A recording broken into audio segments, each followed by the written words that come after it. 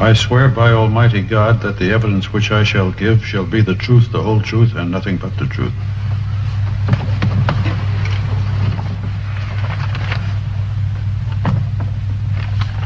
Mr. Radcliffe, you are a citizen of the United States, are you not? Yes, I am. And you have been living in London how many years? About 5. During which you have been, and still are, an executive of the Jason Root Air Freight Corporation. An employee, sales manager. Mr. Radcliffe, on the night of Wednesday, the 1st of September, you were in the offices of Jason Root's Air Freight Corporation. Yes? You had been asked to work overtime? No, I was doing some personal work. Oh, you had not been asked to work overtime? Employees never worked overtime unless they volunteered. It was company policy. Did you know that upon that evening, an unusually large sum of money in cash would be turned in by drivers who had made COD collections that day? Anyone who had been in the main office any time during the day could have known. Anyone? Well, how anyone? Daily shipment information was posted on a bulletin board. And anyone reading that bulletin board would have known that over £60,000 in cash would be on the premises that evening. Anyone who could decipher the code we use in those listings.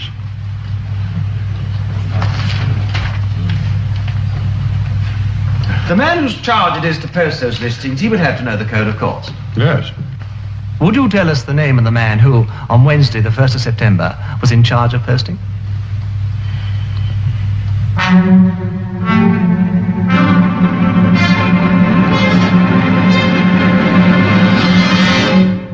Donald Heath. Would you speak a little louder, please? Donald Heath.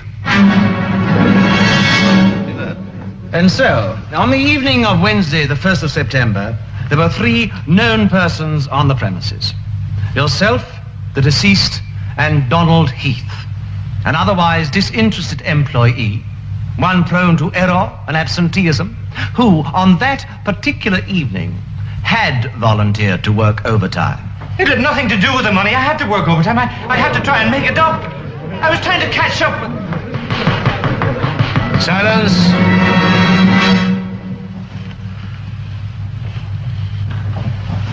Mr. Root and yourself were aware of one another's presence?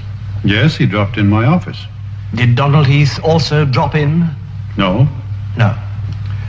Mr. Radcliffe, you saw Donald Heath at his desk in the main office? Yes. Did you speak to him? No, his desk was at the far end. And when I passed through, he was bent over as if... You did not pause as you passed through? No, I went right to my office. I'd run out to grab a sandwich. I knew I wouldn't be getting home till pretty late.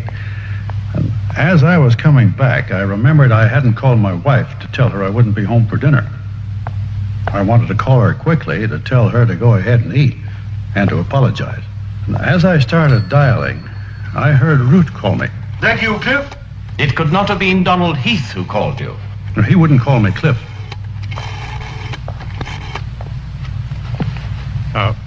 Martha? Guess who didn't come home for dinner tonight? Well, I thought I'd better work over my market reports from the States. One of these days you're going to lose your pants. Not me. I use my wife's money. You Americans have no scruples about your wives going without their pants. Oh, I don't know. A couple of hours. Maybe less than that. I always like you to wait up. Bye. Had your supper? Oh, I had a sandwich. I had to wait for those CODs. Did they come? Would you like to help me count them? Come and see how it feels to stand in cash up to your... Don't rub my nose in it. Come into my office and have a drink before you go. Okay.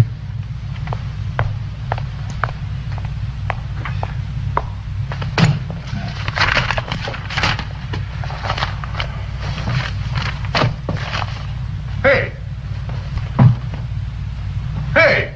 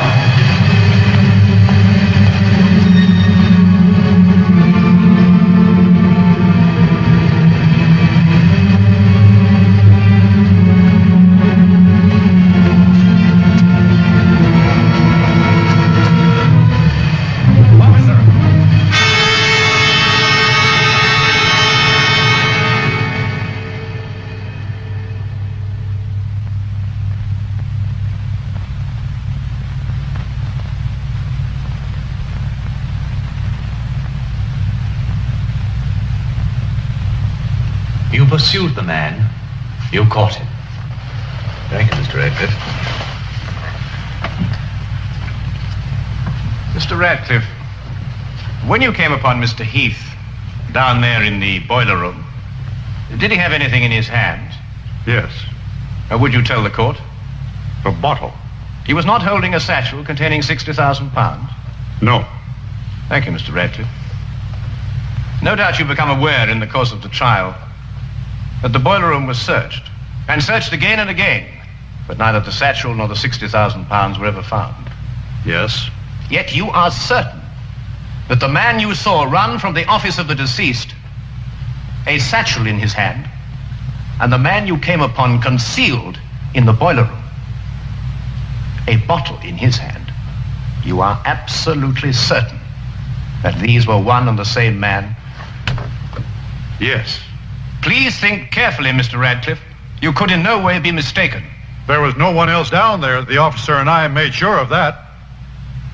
I don't know what happened to the money. Forgive me, Mr. Radcliffe. I'd no intention of ruffling you. But do you not think it possible that the man with the satchel entered the boiler room and then went out again through another exit, while the prisoner, Donald Heath, had been down there all the time, in fact, for the whole time of the robbery and the murder? Might not such an explanation be possible?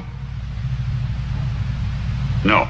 Well, then, you may as well step down, Mr. Radcliffe.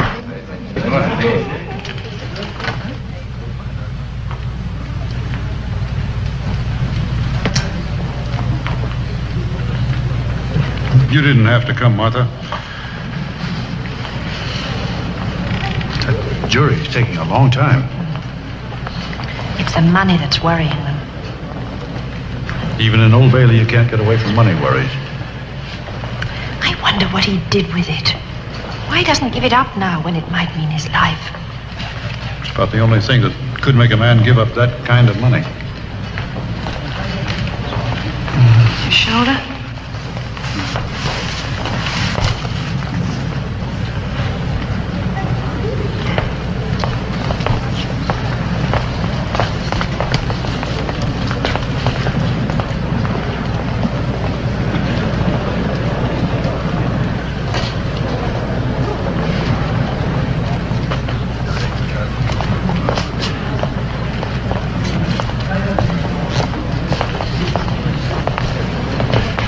Quite a deal. This could be it, Martha. Who is he? My future partner. If nothing goes wrong.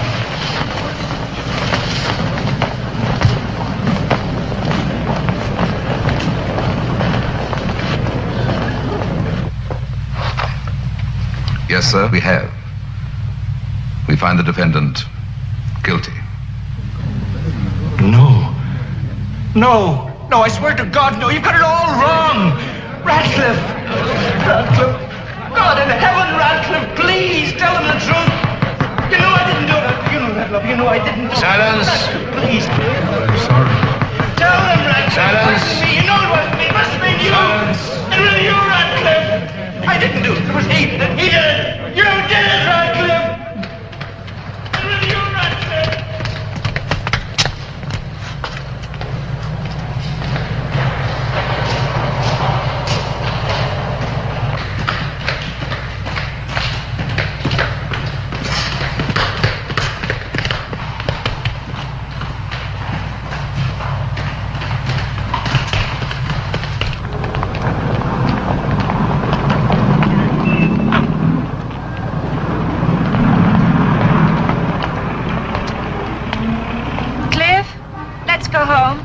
Martha, if you don't mind, I want to take a look at something. I want you to see it too.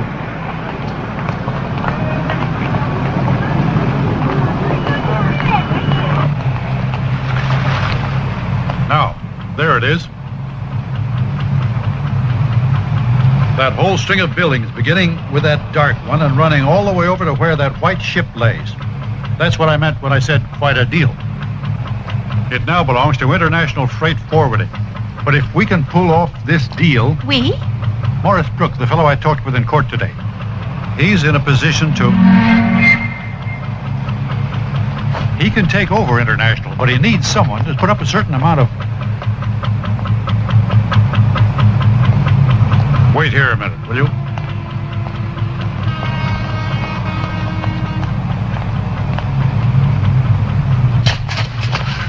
What do you want? Why do you ask? You were following me. You were in court. Yes, I have been following you, haven't I? Why? Simply drawn, Mr. Ratcliffe, irresistibly and all that. What are you? That warms it, Mr. Ratcliffe. It's been years since anyone cared enough about Jerry Clay to ask him what. I'm a counsellor at law. Take it, it's worthless. The bar retired me. What do you want? To thank you for your superb performance in court today. How admirably you told your tale. Standing there like truth carved in brass. No, I assure you my interest is purely professional. They can't retire a man's interest, can they? No, that they cannot, Mr. Ratcliffe. Reduce me to earning an honest living as a handyman of all things. That they can do. But reduce my interest in... In what? Well, I've often wondered, what does a man do after he's condemned another man to life imprisonment? Does he take tea? Go to church? Make love? I have this compulsion to watch a man's behavior at such a time. You might call me a kind of intellectual peeping Tom. You, Cliff.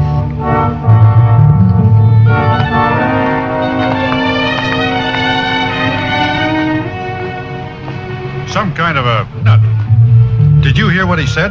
You looked about to kill him. What did he say? Nothing. You're cold. Mm-hmm.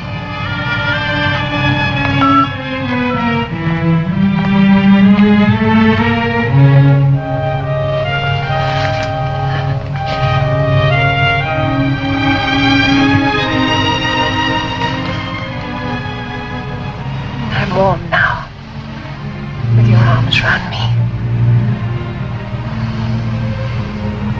Are you tired of living the way we live? No. You don't mind always going without everything? Oh, I have some things. You know, we're talking about two different kinds of having. I've never minded being without what you call everything. I have. Yes, I know. It's almost over. This being without. Thanks to International and Morris Brook.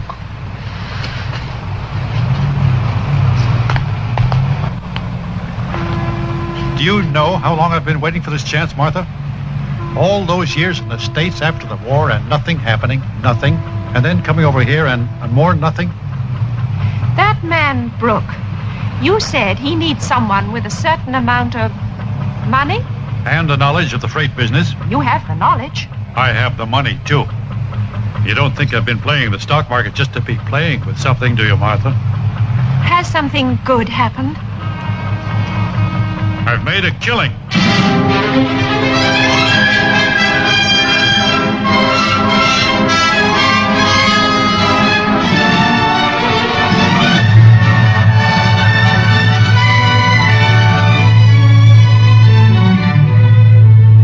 I put your plane ticket in your briefcase, Mr. Radcliffe.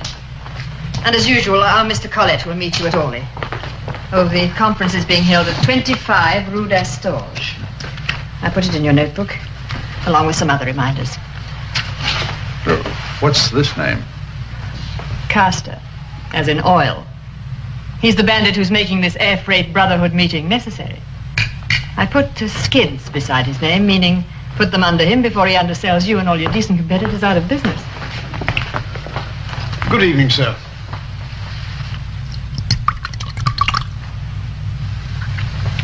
Thank you very much, sir. Oh, incidentally, I recall your being dissatisfied with your hotel room when you went to Paris last year. Oh, no, it was the year before.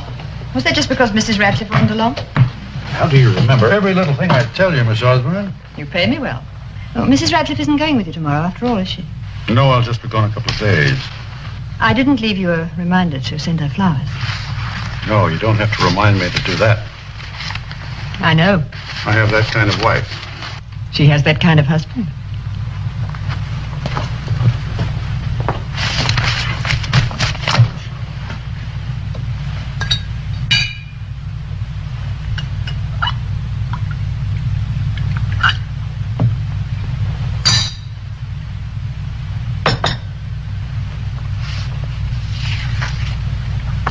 Happy night out, darling. Well, have I forgotten one of our anniversaries? Oh, Miss Osborne wouldn't let you. I gave her a complete list 5 years ago, the very day you hired her, to be exact. And I add to it from time to time. Well, you look mighty special tonight. Mm-hmm. Something on? No, pure lark. Care to indulge me? Is that a crow's foot right near your left eye? Well, take me somewhere elegant and dim and tell me it isn't. I was kidding about the crow's foot, but you do look a little... are you upset underneath all that finery? Oh, no. No, I'll wait until you finish up, and then we'll go and have dinner and... And then ride home. Relax and read about world tension. I've got to go through some of this before we leave.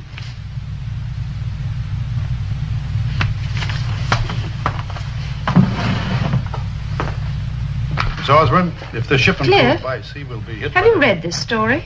I haven't seen the news yet. Well, they've been talking about it on television all day. They've even shown films of the place where it was found, abandoned. What was found? A mail bag full of letters. Oh. It was one of the bags stolen in that mail train robbery about 5 years ago, remember? The bag was untouched. They assume the thieves hid it and never got back to it. Cliff, do you know what they did, the postal authorities? The letters were all perfect, unopened. So they simply marked them delivery delayed and sent them on, just as if there'd never been a robbery. Very British. Miss Osborne, send a wire to the Merchant Bank, Seattle, Cliff? and tell them the... One of those letters was for you. Did you bring it? No. Why not? Are you going to be angry? Because you opened it? Oh, Cliff, I resisted it for hours. But there it was, and the newscasters were drumming about it, and it was addressed to our old place.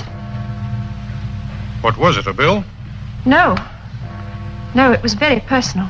Better check that portion before you claim it's been paid. I may be mistaken. It was about the murder, Jason Root's murder.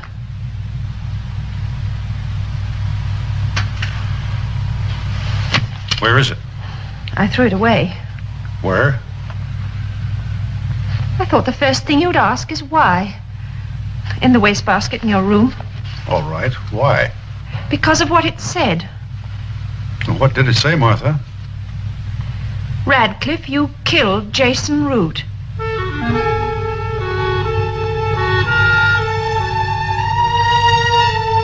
I have no feelings for Heath. Let him rot.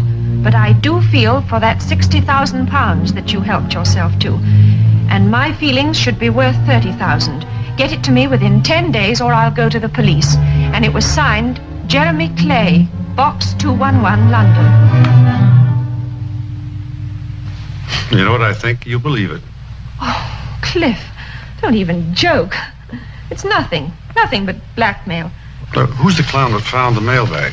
He threatened to go to the police if he didn't hear from you in 10 days. But you never got the letter, so he couldn't have heard from you. And he obviously didn't go to the police.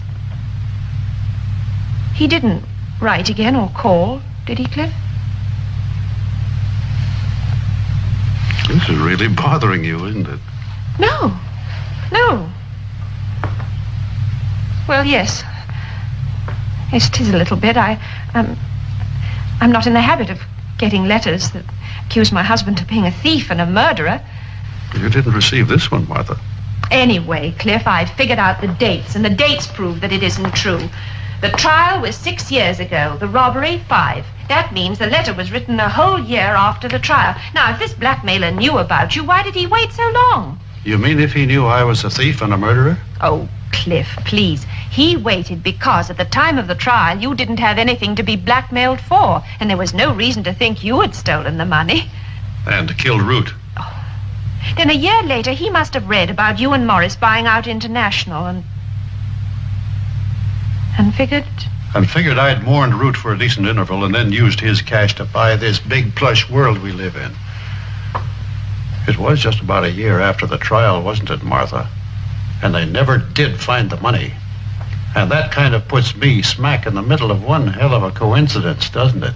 Yes, Cliff, but that's all it is, isn't it? A coincidence. A hell of a coincidence.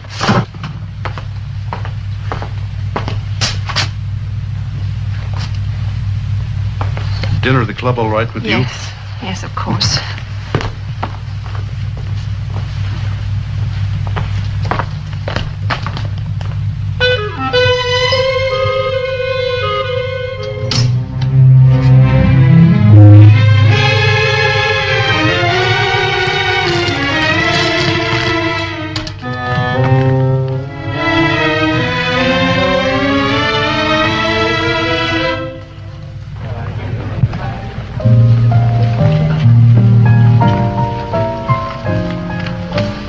Will we have to wait?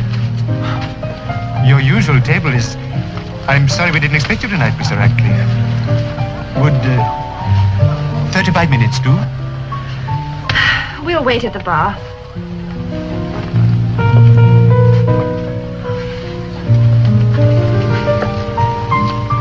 Oh, well, decanter. Thank you. Thank you. The usual.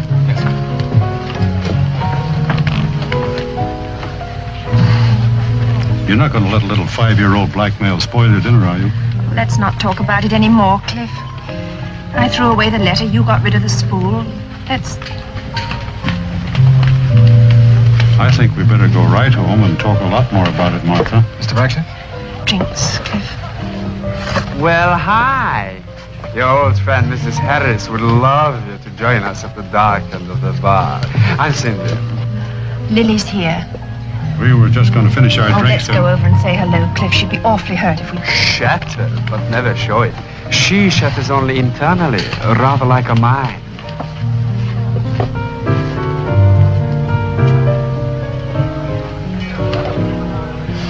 Darling. Nobody told me you two would be free tonight. Well, how are things in paradise? Oh, did you meet my Mr. St. John? Manfreda, these are my Ratcliffes, George and Martha. Buy them drinks. No, we have... Oh, man is my latest young man. I support him while he writes his ponderous little plays, and in return he keeps me from growing too old while my husband does the diplomatic circuit. Have you heard from him lately, Lil? Only by check. Isn't it terrible of me? I love having everyone suspect everything. Do you suppose I do it to feel superior?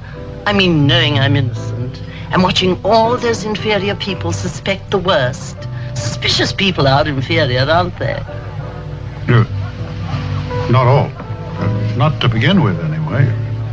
Well, believe it or not, I am innocent. All I've really been doing with Manny is trying to get him to write one of those angry dramas about young people fighting out their problems on a mussed bed. I deplore anger. The most I allow myself is petulance. Admittedly, it's somewhat feminine, but then feminine emotions are easier to understand. Don't you agree, Mr. Radcliffe? I don't know. My wife doesn't get emotional too often. Be quiet, Manny. Buy me a drink. Shall we dine together? Just the four of us. We were just on our way home. Well, just the three of us. Well, Cliff has work to do. He's going to Paris in the morning. You're not going? No. Oh, well, of course, we'll do a bit of shopping together. I'll call for you about 10-ish. And while we're shopping, you can tell me about all this. Night. Going already? Good night, Mr. St. John. Cindy.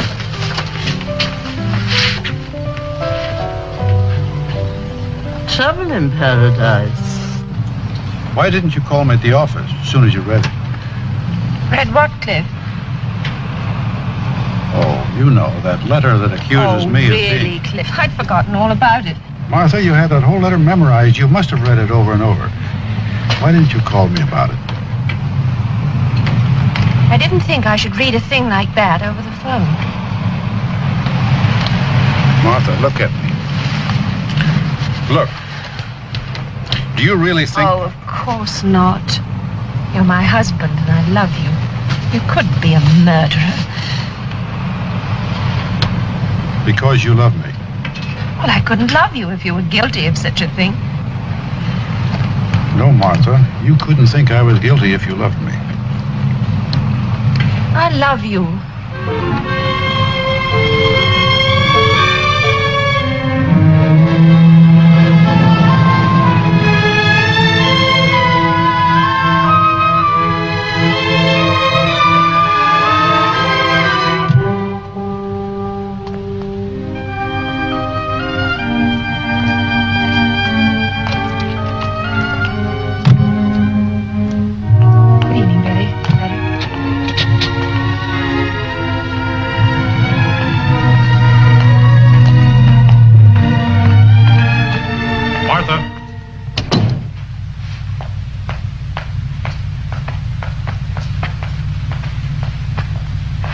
That letter gave you an awful shock. If it hadn't, You'd have called me and we'd have laughed about it. Yes, I know, Cliff, I know. That's the way I wanted to feel. I'm sorry.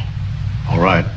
It wasn't a funny letter, and if anybody got a hold of it... Oh, no one will. Please, Cliff, let's never mention it again. Let's simply forget. No, we won't forget it until you're convinced that it's nothing but what it is, a rotten... I am convinced, Cliff. You've convinced me. Look, Martha, this whole business has been dead for years. Even the fellow that wrote that letter, he never even followed it through. It's all dead, and you've got to kill it, too. Do you think I ought to go to the police about it? Blackmailers have a terrible edge. No matter what they say, everybody believes it just a little bit. What do you think that kind of suspicion would do to me? My business, my life, everything. I'm not going to let it happen, Martha. Nobody's going to let that happen. Understand that?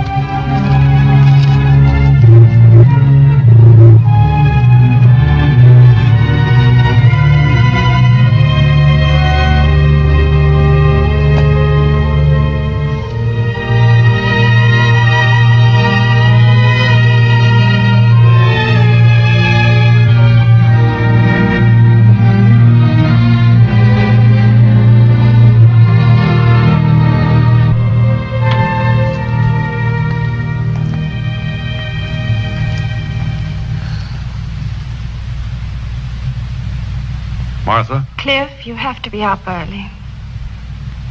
You know how we are when we start talking. All at once, it's morning. We never did get around to dinner. I'm not hungry.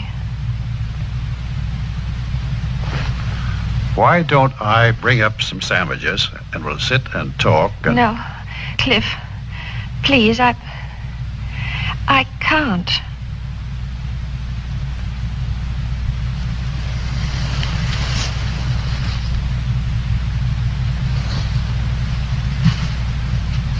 I can't believe this. We've been married too many years. We know each other. We know everything about each other. Do you think a woman could live with a man, can sleep with him and not know she's sleeping with a murderer? Do murderers make love differently?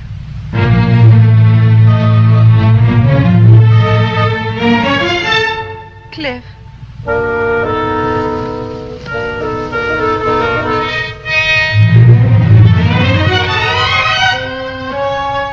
Cliff, I'm sorry. And you're right. I'd know, somehow. Come to bed. If you doubt me now, Martha, it's because you've doubted me for a long time. Maybe since I made all that money. Maybe before that. Maybe since the trial. Oh, no.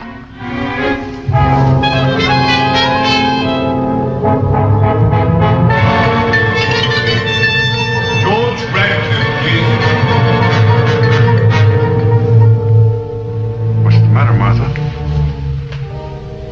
Nothing. Nothing, Cliff.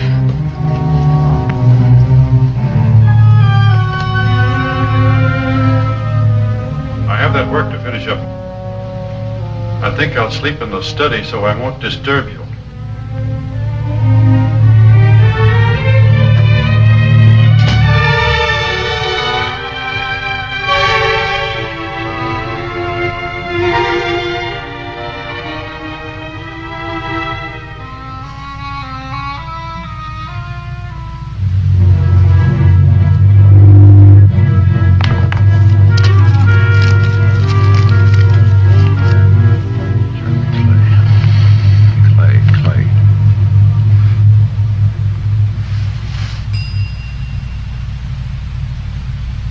information, do you have a listing for a Jeremy Clay?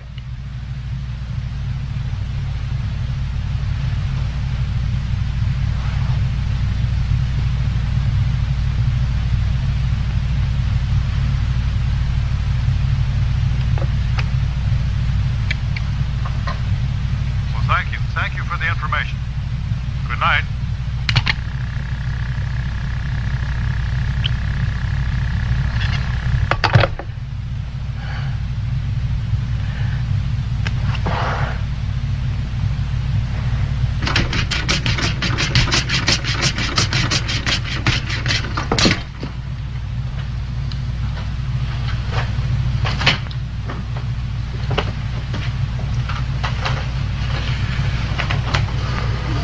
Cut yourself. Why don't you use an electric razor? My father gave this to me on my 13th birthday. Did you need it at that age? Well, I've always had more than my share of whatever they call those male things, hormones or something. Yes, I've noticed that about you often. Anyone hearing us making this self-conscious small talk would think we'd spent the night together. You packed?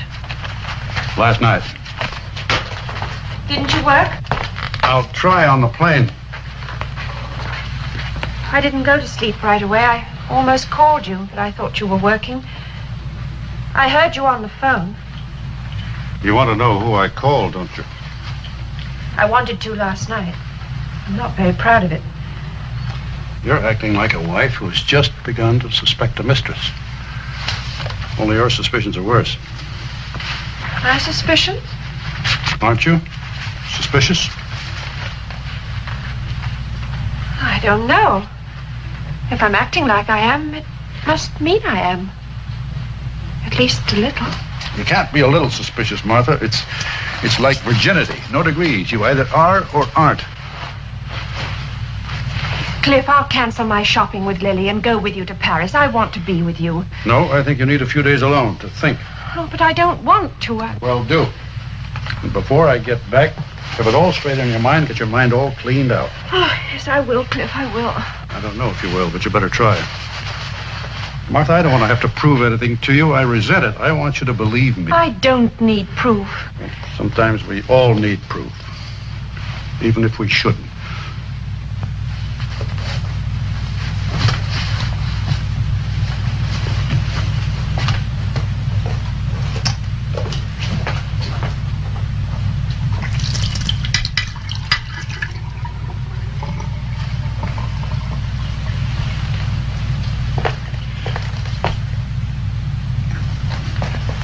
Throw that in my bag.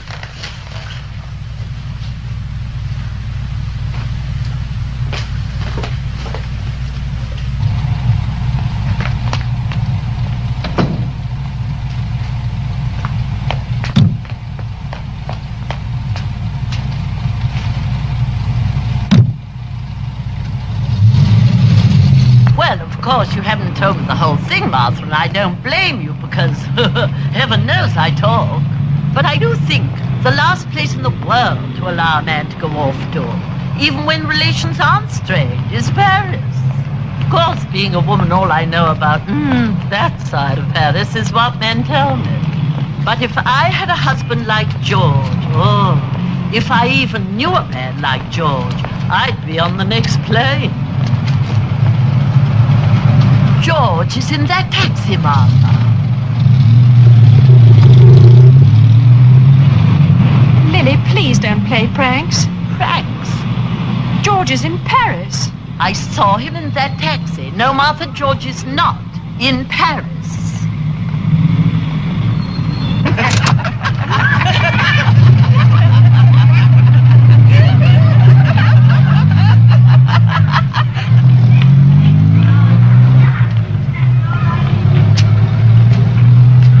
What do you want?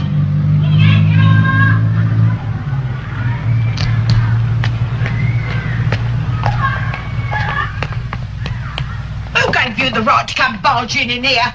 I was given this address for Jeremy Clay. By whom, may I ask? Someone helpful. Pity we can't all be that way. Helpful, that is. I can help you. Follow me. Thank you.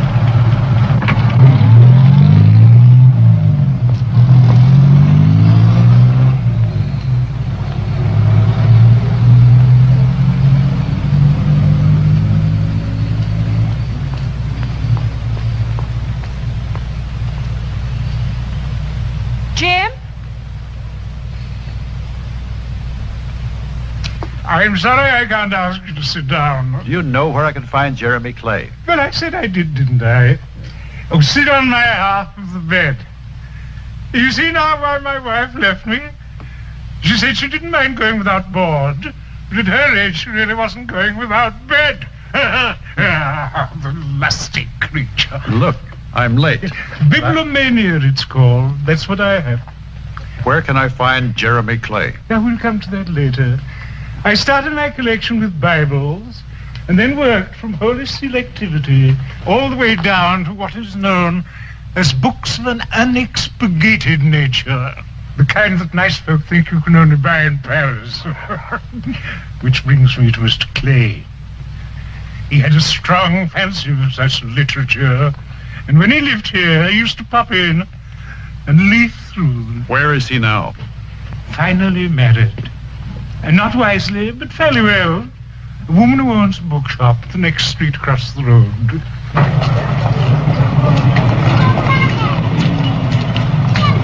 Lovely object.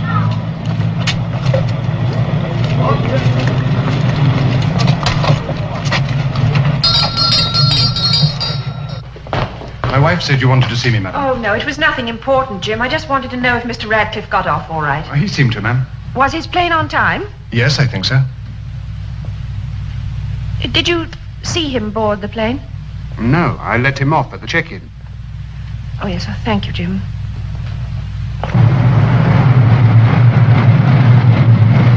Taxi! London Airport, quick!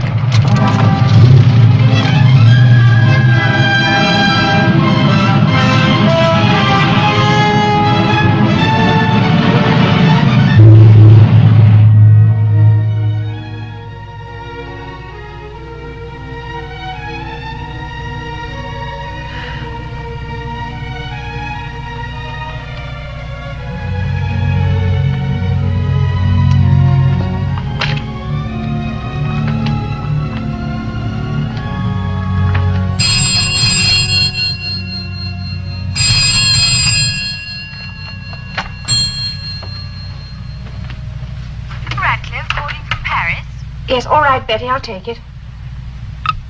Hello, Cliff. No, I was awake. How does Paris feel?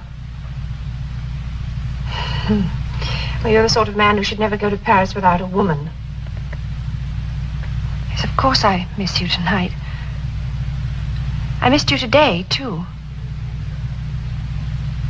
Oh, well, it's probably only one of Lily's pranks, but she said she saw you in a taxi today, in town. Do you think Lily would play that kind of a prank? Are you still on, Martha? Say, look, I've got to get this conference started. I'll call you in the morning. Oh, Cliff, wait. I can't seem to simply ask you directly if you were in London today.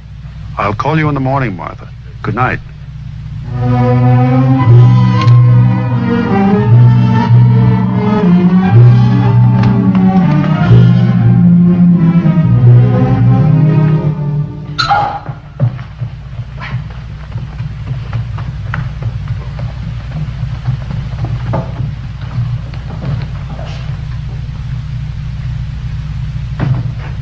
Yes, Betty. That gentleman is here, madam. Mr. Radcliffe's associate. Mr. Brooke? Yes, madam.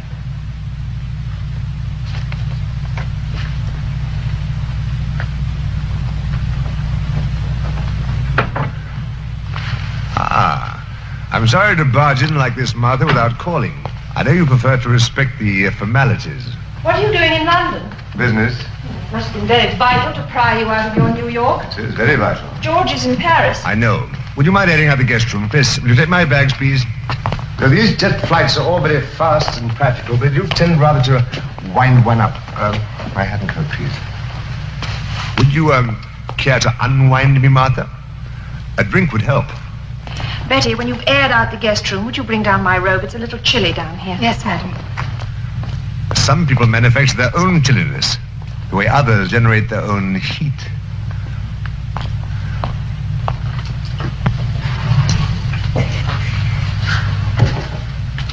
Martha, you're the perfect hostess. Even though you may not care for a guest particularly, you remember what he drinks. How did you know George was in Paris? He told me. Last night, when he called? Did he call me last night? How did you first meet George? How? I'm not quite sure. I remember. Quite naturally, I suppose. I'm a born promoter and George an intrepid gambler. It's quite natural we'd meet sometime, someplace. When? What do you mean, the precise day? Yes. The day I had something grand to promote, and George had something grand to gamble with. You'd make a very poor witness, Morris. You never answer directly. Oh? Am I supposed to be in the witness box? I think I'd better be going to bed. What a lovely way to end mere conversation. A perfect hostess would show me to her room. I'd rather not be perfect. Just go and help it. Now, please, Morris.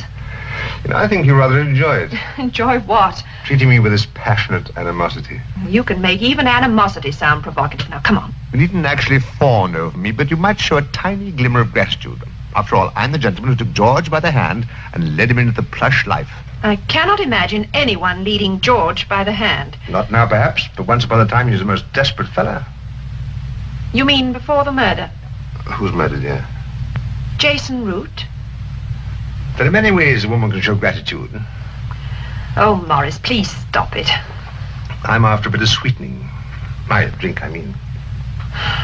You know, if I told Cliff... We'd be very cross, he'd smack my hand. He'd kill you. George? Come to think of it, did he once tell me he wouldn't hesitate to kill me if I double-crossed him over our little deal at International.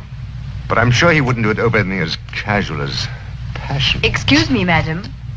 Here's your armor.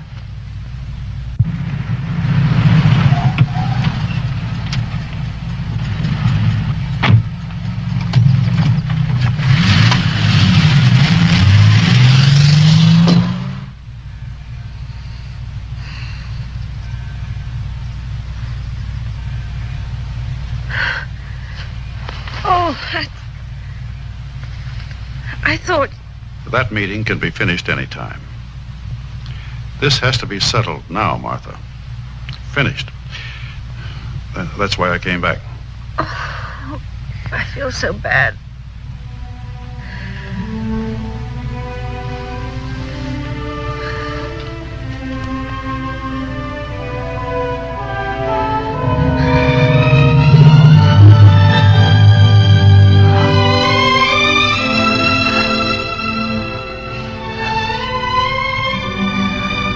I don't feel so bad now.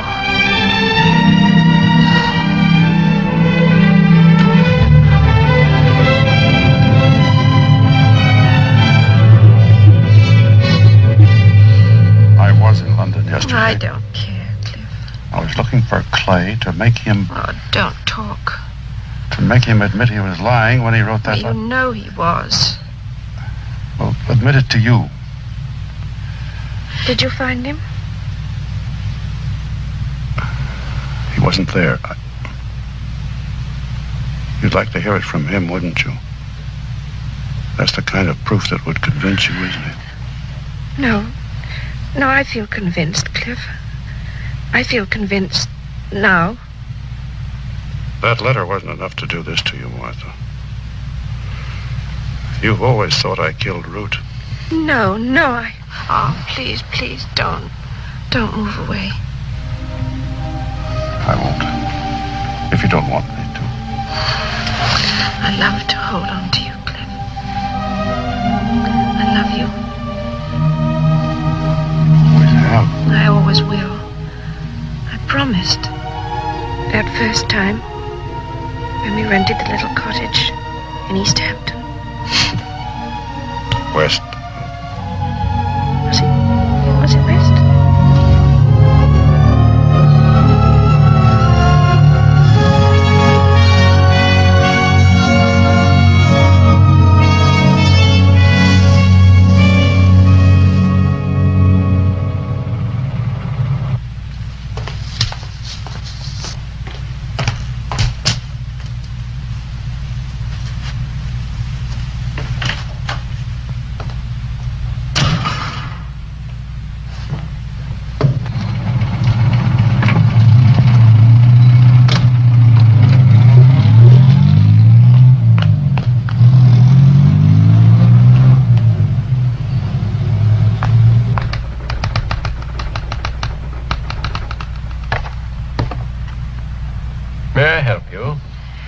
Would I be permitted to look at the files of a trial?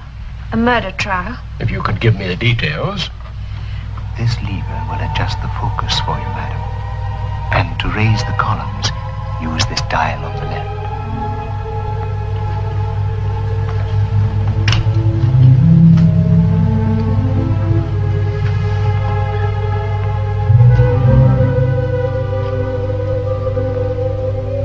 You did not see Mr. Radcliffe return to the office? No. That part must be like he said. He must have gone past while you were doing what, Mr. Heath? Searching in my desk for a medicine bottle. You kept medicine in your desk? No. Have you a recurrent illness, Mr. Heath? Yes. I'm an alcoholic. And in your medicine bottle you kept? Whiskey. I'm not trying to deny... Indeed you are not. You seem, in fact, to be attempting to build your entire defense upon your alcoholism.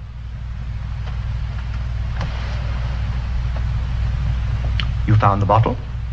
Yes. And? Well, I knew that Mr. Root was in his office. Indeed. But I had to... I couldn't go on and work my overtime without at least... I didn't want to be seen by Mr. Root, so I did like always. Which is? I slipped out and went down to the boiler room before Mr. Root was killed. Of course, no one saw you slip out before Mr. Root was... Well, I don't know. Maybe somebody did. Maybe Mr. Radcliffe did. He saw me at my desk. Maybe he saw me slip out too before the murder. Mr. Heath, throughout my questioning, and throughout the questioning of your own counsel, you have deliberately and blatantly attempted to cast suspicion on Mr. George Radcliffe. Well, he was up in the offices. I wasn't. I was down in the boiler room. We all know he was in the offices, Mr. Heath. We also know that Mr. Radcliffe, in the company of a police officer, pursued you to the boiler room. Well, then he was chasing somebody else. It wasn't me. Somebody he knew, maybe. Maybe an accomplice. But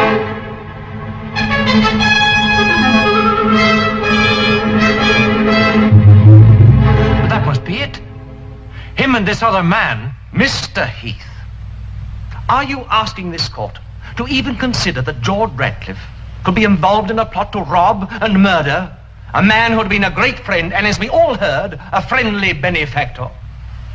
Mr. Heath, after observing this inhuman, immoral effort you are making to save your own neck, I doubt if there remains in this court one person who can continue to believe in your protested innocence. I can.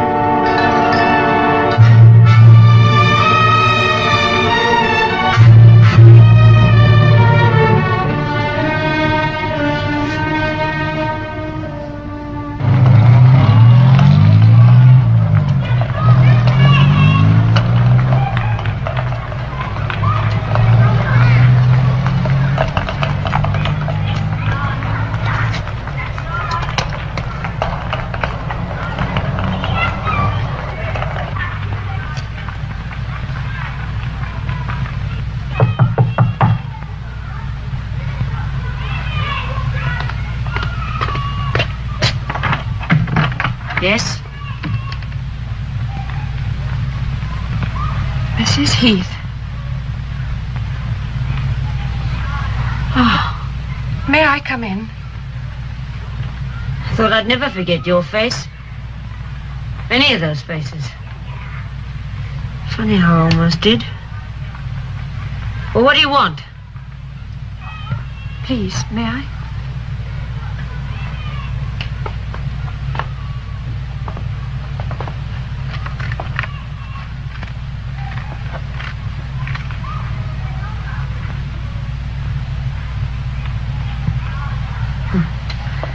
I thought nothing had brightened this place, except Donald walking in, free, cleared.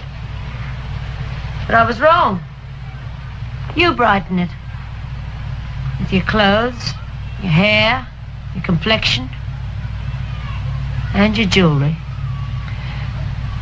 Mrs. Heath. How did you find me? The welfare people. Oh. I didn't live here at the time of the trial, you know. We had a nice little place in Streatham. Donald's never seen me here.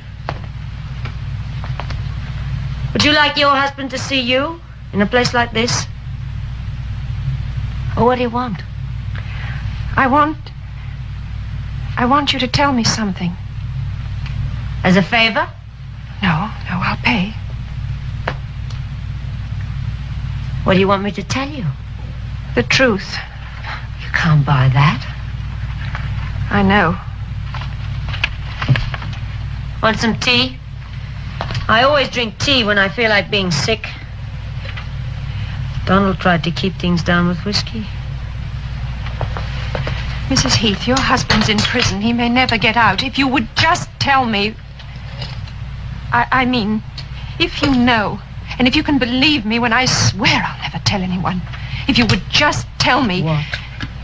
Your husband... What? Was he... Was he what?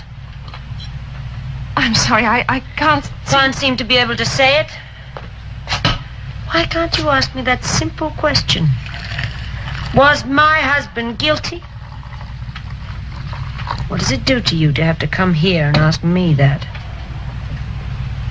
Does it make you want to be sick? I'm sorry, Mrs. Heath. What's going on, Mrs. Radcliffe? Why do you come here asking these questions?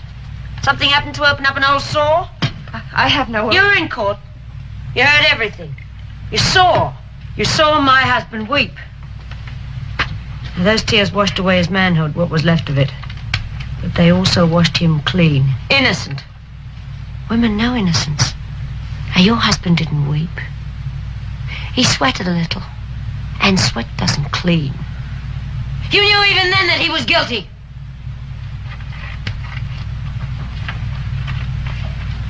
Women know guilt, too, you know. Well, if you've lived with it all these years, why can't you go on anymore? It never even crossed my mind.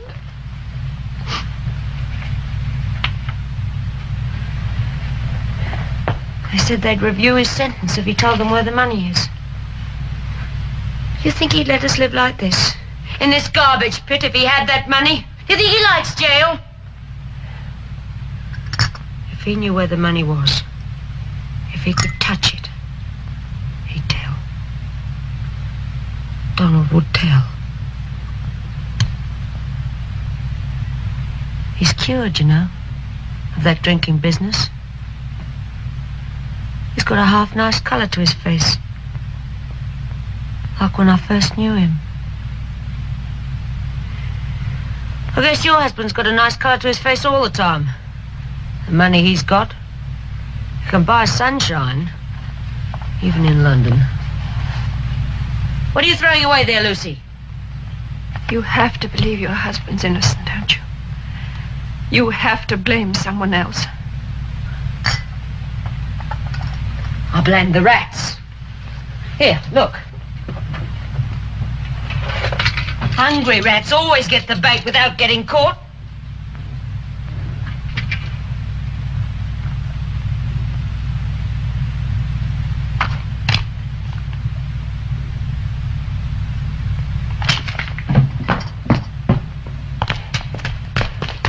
I said you couldn't buy the truth. I meant you could have it free. Now you've got your truth. What are you going to do with it? Drink it down every day and sleep it away at night? You think drink will kill it? Or love? Try it. Lie in his arms. Let him love you. Let him touch you with his hands. Murderer's hands. can kill the truth for you. Just the way he killed Jason Root and my Donald. And maybe someday he'll kill you too.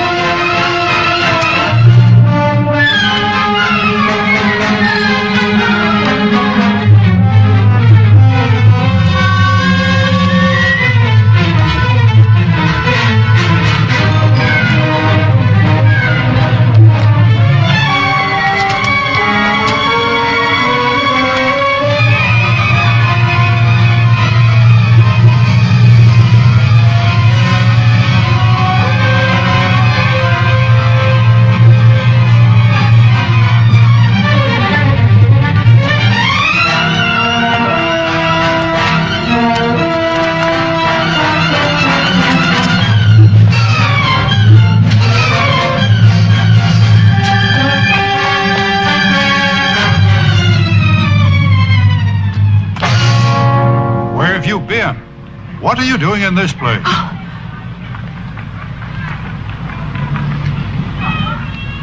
Martha, what are you doing?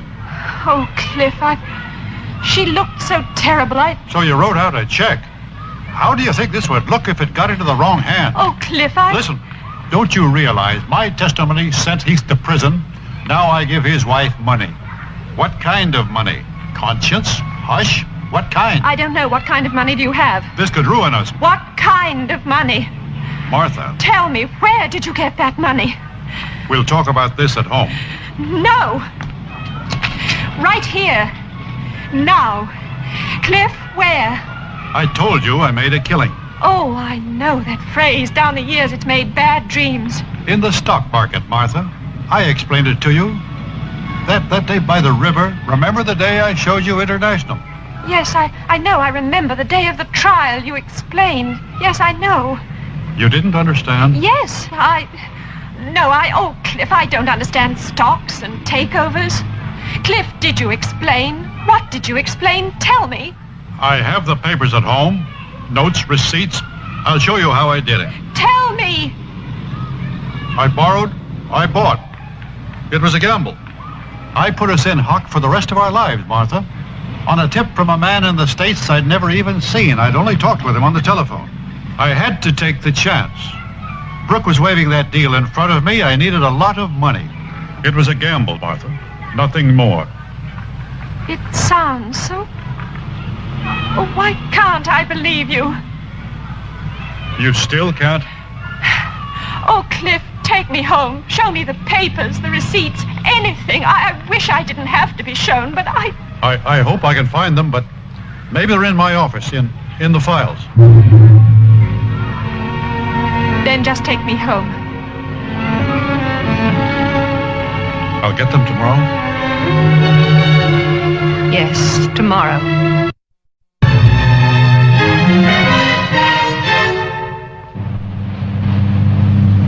Suppose I can't find those papers.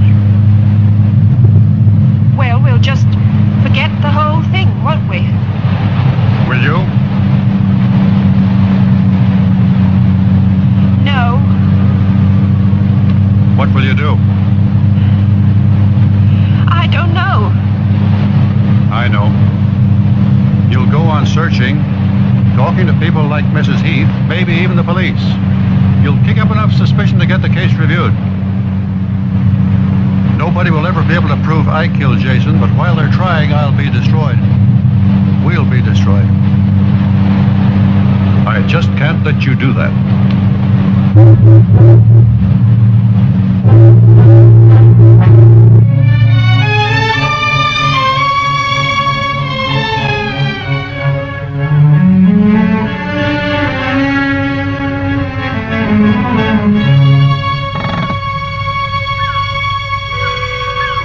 I needed that drive. The old American cure-all, a long drive in the country. Want to stretch your legs?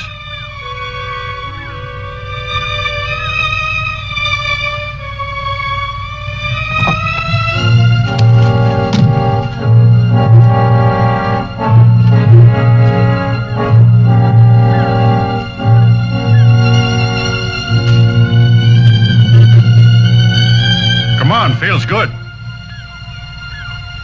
No, I'm all right, Cliff. Stretch them for me.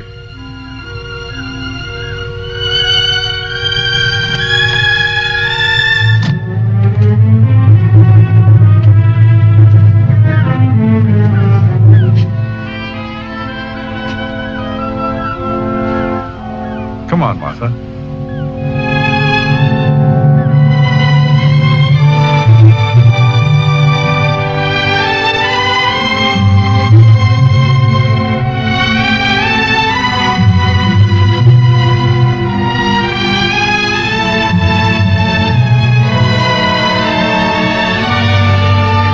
We never did buy that cottage in East Hampton.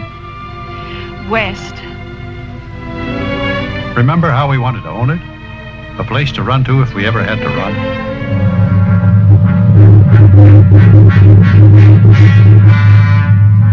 Let's go home. There's no hurry. No, I want to.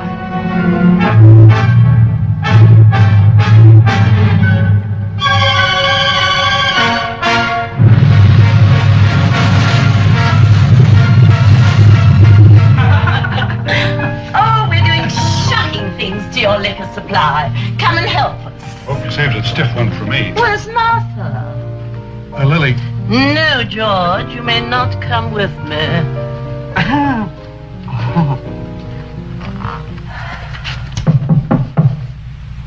Cliff? It's Lily. Oh, Lily, come in.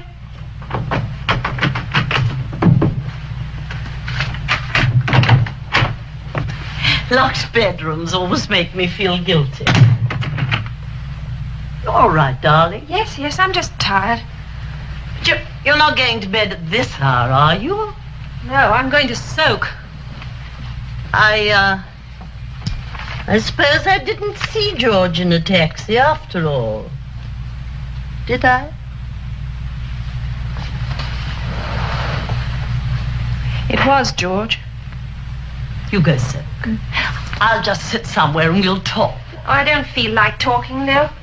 That's like an analyst I went to in 35. You didn't know me then. He always said, when you don't feel like talking, well, I don't remember his exact words, but he implied that a fear of talking had something to do with the fear of giving. Sexually, that is. You suspect George of giving? No, taking. Oh. Martha, what is wrong? Oh, I don't know. Me, I suppose. Oh, if you're all ready to blame yourself, then I know exactly what's wrong. But it isn't necessarily true, you know. It is always the wife's fault if the husband strays. I mean, even some unmarried men stray. You sure? No. You only suspect? Yes. Suspicion. The black plague of our middle years. Ugh. The things that can make you love men. What? Oh. Oh, that's just one of those little things that grow between a man and a woman who live together. What are you talking about? His razor. I always wash it for him. I left in such a hurry this morning. Well, there is one consolation, Martha. Eventually, whatever they're doing, and regardless of whomsoever they may be doing it with, it's over. Yes, it must be nice to have it over with.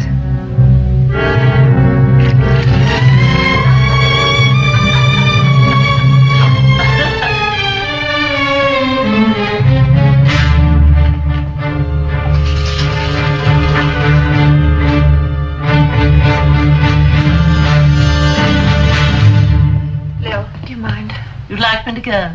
You're wonderful, Lil. Well, I'll call you in the morning, darling. All right. Perhaps even before morning.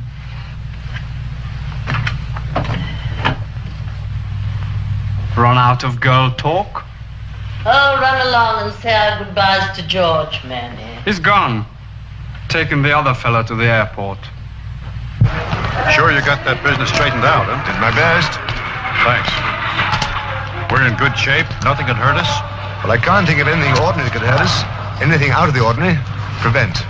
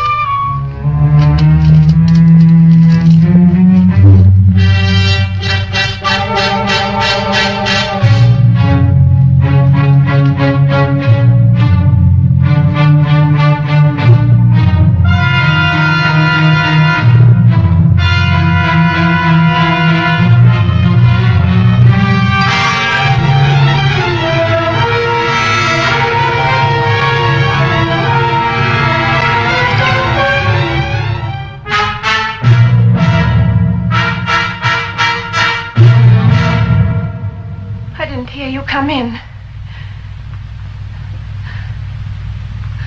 Oh, Cliff, help me. How? Help me. How? I feel in the middle of some place, high and empty. I'm frightened. I've always been so closed in, Cliff. I've always had strong arms around me. Even you. We didn't even know each other, and you put your arms around me, and all these years you've never taken them away. Right from that moment until now. They're still around you, Martha? No. No, I've moved out of them. I can't find those papers, Martha. I must have left them at the office. Oh, never mind, Cliff. You don't want to see them? I don't care. I don't want to care, not about anything.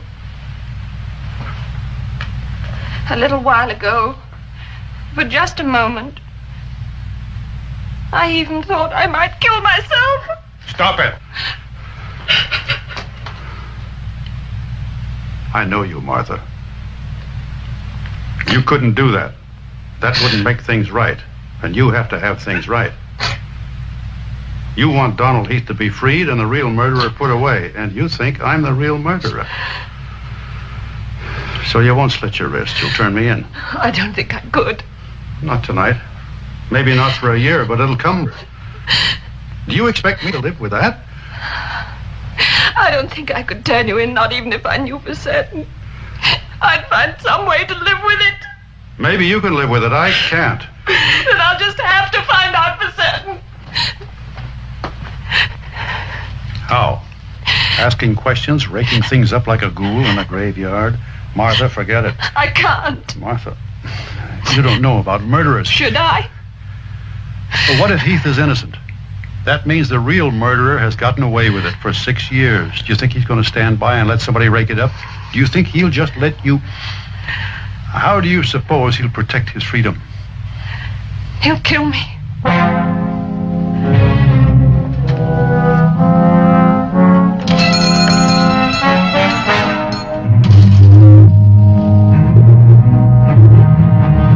Yes? Oh, can I help you, madam?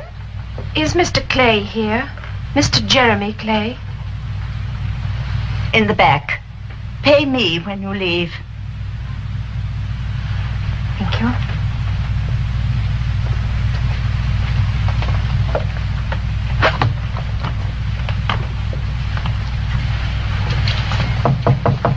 Come in.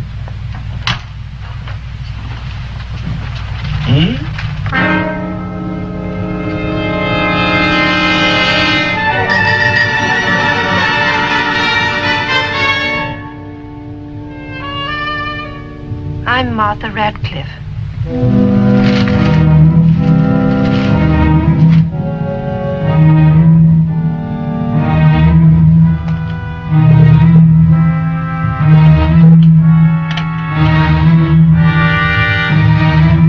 We received your letter. And after all these years, you've decided to do something about it. Oh, we only just received it. It was in that stolen mailbag. And I thought he didn't answer me because it was plain brassy, calling my bluff and all that. He never even received it. That takes the bun. It was a lie, wasn't it? Your letter. Blackmail. Does he intend doing anything about it? Somebody has to do something about it. Blackmail is a vicious crime. Punishable by law. Do you know about Mrs. Radcliffe? I don't think your husband is going to tell on me. You plan to? Yes. Then I shall be punished. Not only for blackmail, mind you, but also for withholding evidence. You see, I didn't come forward at the trial, as the saying goes. I knew the truth. I couldn't have attempted blackmail without knowing the truth, could I? What truth? Your husband murdered Jason Root. That's why I was afraid to press him. One is careful about harassing a murderer. Oh, Cliff. And I must admit there were many times when I was tempted to press him. I could have used the money. Once or twice I even strolled by that cozy little cottage of yours in Regent's Park. I paused by the gate, looking, petting the brass gargoyles. Brass. Everything about your husband's brass.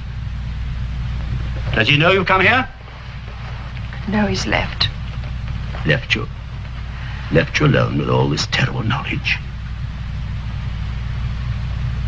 I don't believe you. Think clearly, Mrs. Radcliffe. If I'm arrested for blackmail, your husband will be arrested for murder. Don't think I won't tell them everything. They won't believe you any more than I. Everything, Mrs. Radcliffe. In splendid detail. Exactly how he did it. Exactly how I saw him do it. You saw him do it? I had no right to be there, of course. I didn't work there anymore. I had worked there. They were glad to have me at first. After all, a former lawyer does make rather an elegant handyman. You were there? Yes, they were quite glad to have me. Till the day they caught me helping myself to that fine store of bourbon whiskey that Mr. Root kept in his office. Then they had to let me go. Now and again I'd steal back. At night, of course. Not that I ever drank the stuff. I merely sold it and spent the money on more exotic vices. And you let them convict an innocent man? Would you rather I let them convict your husband? Don't think I didn't feel a twinge now and again for poor Heath. He told the truth there in court. Pity the truth always sounds so untrue. If he hadn't been so mad for a drink, he might have had me for his very own witness. You see, as I was stealing up the stairway, he was stealing down.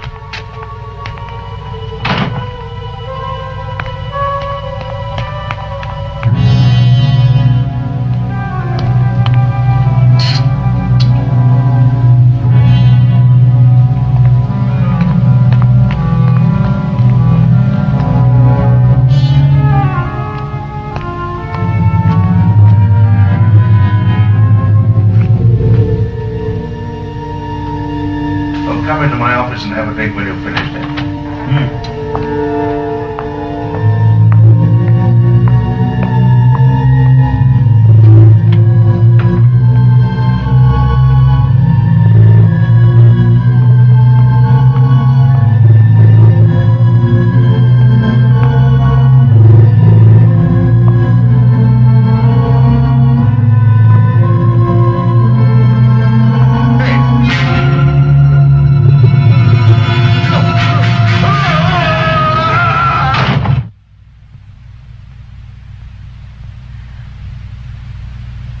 Now what do you do, Mrs. Radcliffe?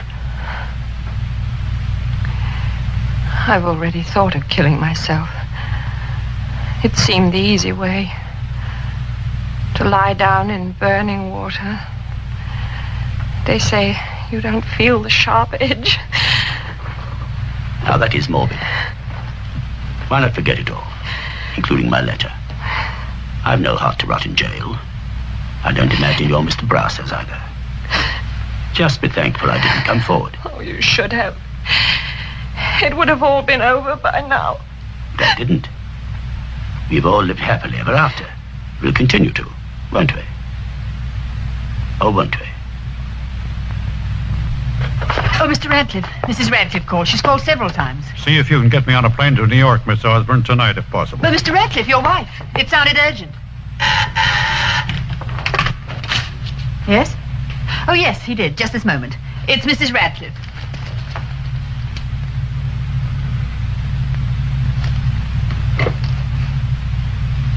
Martha? And I believe him. You called me back to say that. I couldn't not say it, Cliff.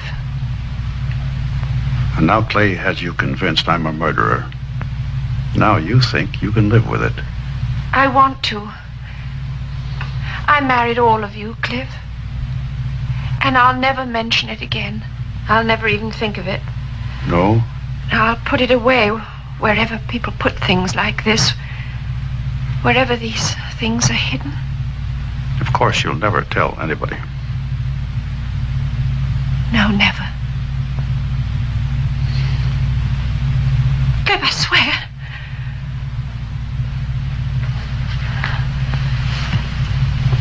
Oh, Cliff, stay.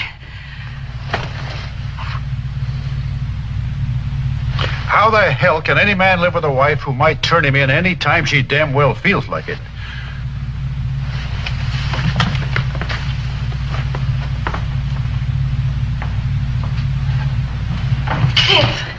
Cliff, I had to believe Clay. He wasn't lying. He wouldn't have admitted being there just to build up a lie. He said he was there? Yes. He saw it happen.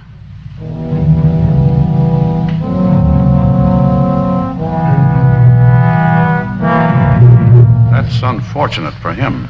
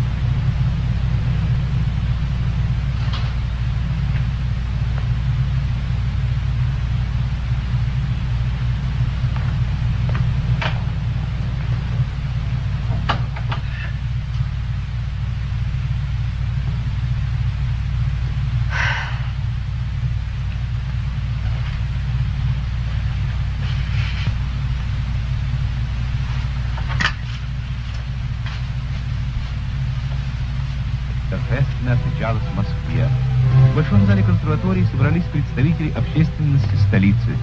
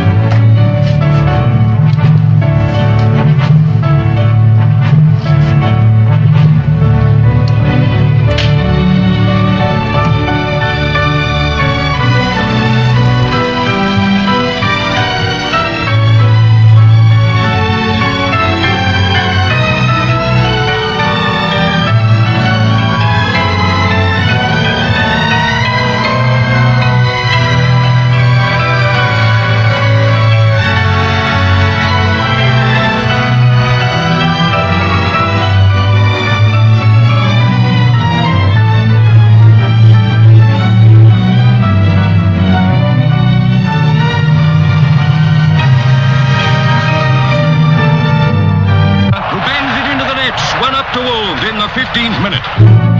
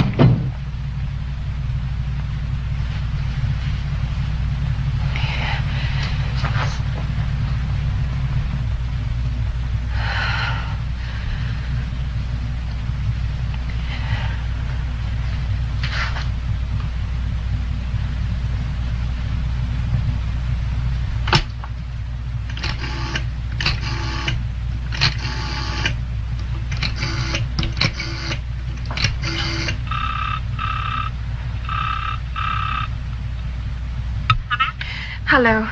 Lily? Lily, I'll call you back.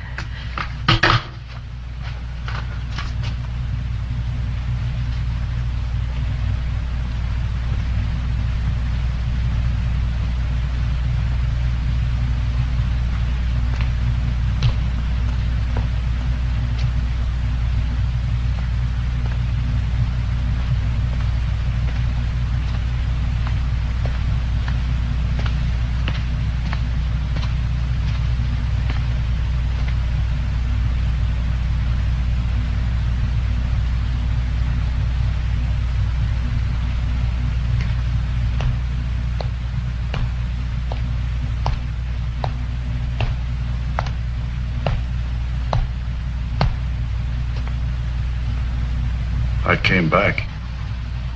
Yes, I knew you would. I can't leave things like this, Martha. There's just too much to lose. Yes. You look very tired. Why don't you go to bed? Have some hot milk or a pill. really put you under. I don't need anything, Cliff. I'm too tired to resist. All right. Good night, Cliff.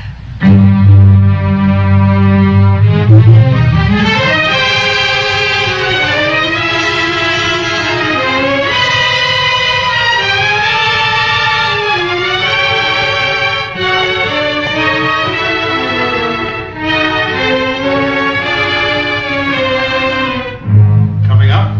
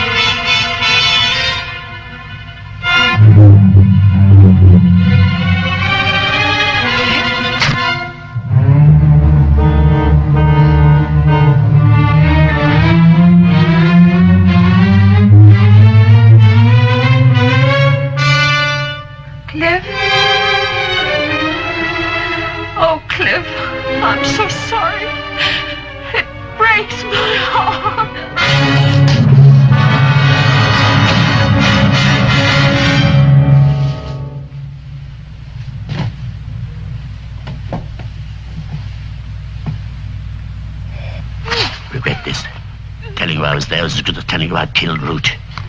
Then sooner or later you'd see. Then where would I be?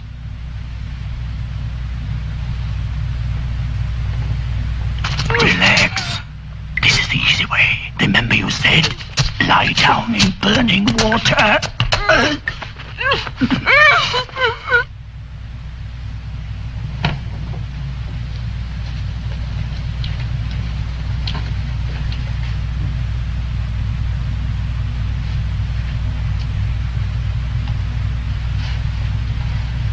Oh, Lord, I wonder if women get naked when they kill themselves this way.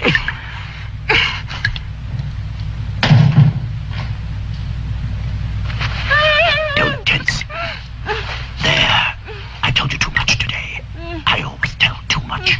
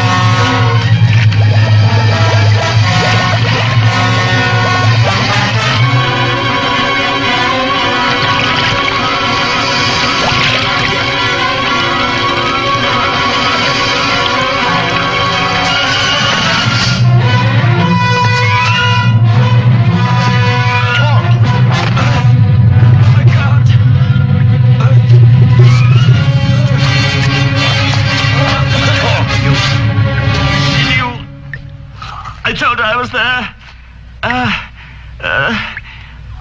I'd gotten away with murder for years and years, but I was free. I never got a penny out of it. Never got a penny out of it, but I was free. I tried to hide the money. When you chased me, I threw it behind the boiler. I threw it, but I missed. God, I always miss.